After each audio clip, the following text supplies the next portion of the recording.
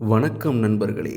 ரஜினியின் மிகவும் ஃபேமஸான டைலாக், என்னோட சித்தாந்தத்தை கேளு, அப்பாவும் தாத்தாவும் வந்தார்கள் போனார்கள், நீயும் ஒரு நாள் போயிடுவே, நானும் ஒரு நாள் போயிடுவேன், தப்பு என்ன சரி என்ன, எப்போதும் விளையாடு, அட பாவி என்பார்கள், தப்பாக நினைக்காதே, எப்பாடு போனாலும் இன்பத்தை தள்ளாதே, சோறுண்டு சுகமுண்டு, மது உண்டு மாது உண்டு, மனமுண்டு என்றாலே சொர்க்கத்தில் இடமுண்டு போடா.